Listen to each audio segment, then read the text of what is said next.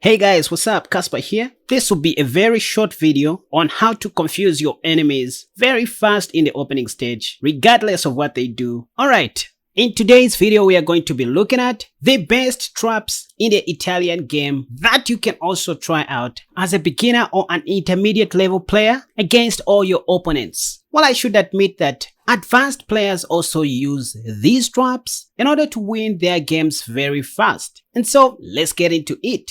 E4, pawn to E5, the king's pawn game. Well, here I just recommend you go knight to F3. If knight C6, the normal move, you simply play bishop C4, the Italian game. And if they play the two knights defense against your Italian game, stop playing knight G5, a line which would probably lead the game into the fried liver attack. No advanced player will fall for that. Instead, I suggest you go pawn to D4 right away, which would transpose the game into the Scotch game. Let's say after E takes D4, the top played move. Now here pawn to E5 is the top played move in the Lichess database, but I want you to try this move, knight G5, double attacking the weak F7 pawn, and obviously the main move here is pawn to D5. After this, I just recommend that you take the pawn. If knight takes D5, you simply castle short. Black cannot go back to F6 because we are simply going to take on F7. So right in this position, the top played move according to the Lichess database is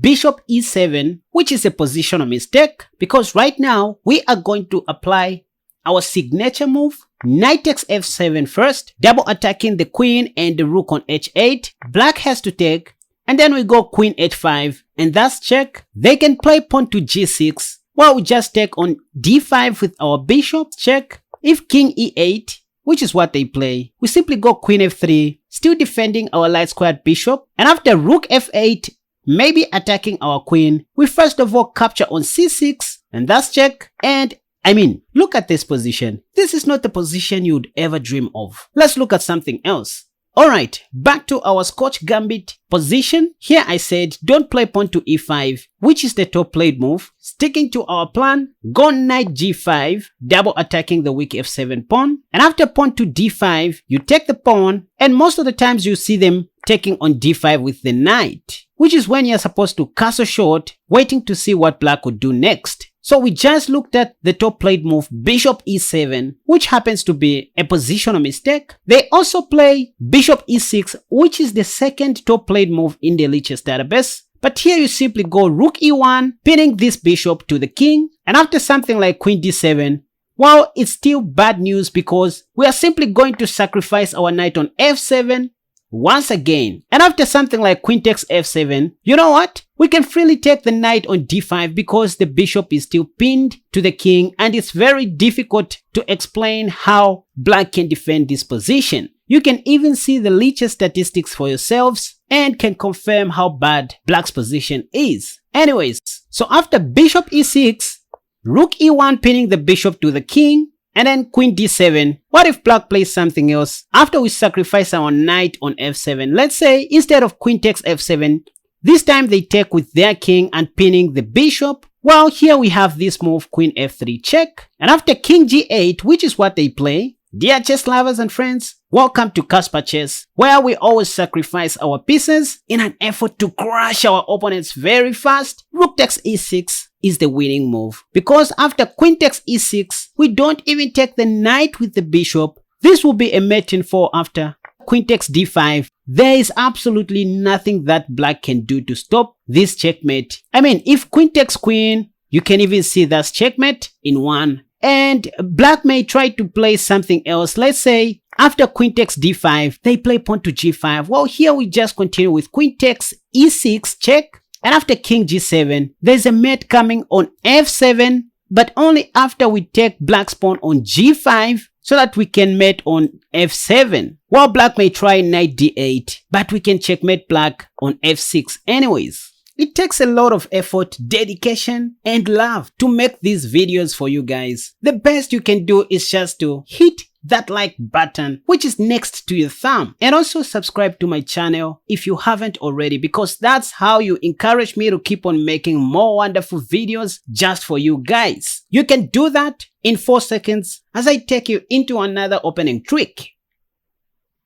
Hey, But one may ask, what if black plays something else against our Italian game? Let's say after we go pawn to d4, they take, and after knight g5, pawn to d5, e takes d5. Instead of taking our pawn, they first of all go queen e7 check. Well, here I just recommend that you simply go king f1 since you are still attacking the knight on c6. They may play knight e5, attacking your bishop on c4. Well, now you can go queen takes d4. If h6, go knight e4, and if knight takes c4, you should first of all give black a check by taking on f6, and after queen takes, you take the other knight. This position is very much playable for white, and if there's someone doing well here, it should be white because of the many open lines that we have and this advanced d-pawn. Alright, taking you through the moves one more time. After pawn to e4, e5, we play knight f3.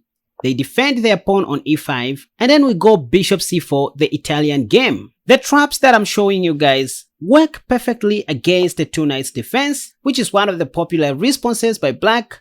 d4, hoping to transpose the game into the Scotch Gambit after e takes d4. Well, you are not always going to see black taking on d4. Instead, they can also play knight takes e4, taking your other pawn. Whenever you see this move, it is time for you to resign.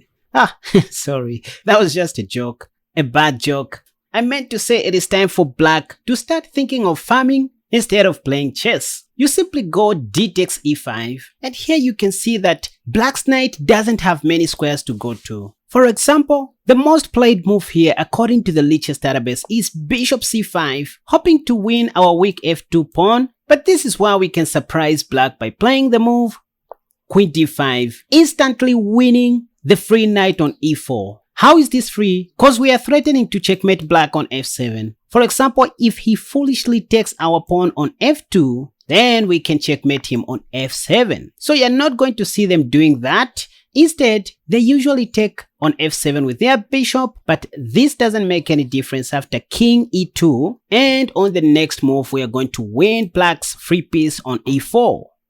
After d takes e5, if they don't play bishop c5 and instead play something like pawn to d5 here, well, just take that pawn, it's free. And after something like bishop f5, you double up black's pawns along the c file and go queen e2. From here, it will just be a normal game with a promising position from your end, and you should be able to win this game. And instead of bishop c5 or pawn to d5, if black plays something like knight c5 here, don't sacrifice your bishop on f7. It doesn't work because after king takes f7, queen d5 will not win black's knight on c5 since this knight is defended by black's bishop on f8. So you still need to use your brain. Instead, just go queen e2, playing normally bishop e7, you go bishop e3, attacking this knight one more time, and after castle shot, you go knight c3, just develop all your pieces normally and continue playing chess.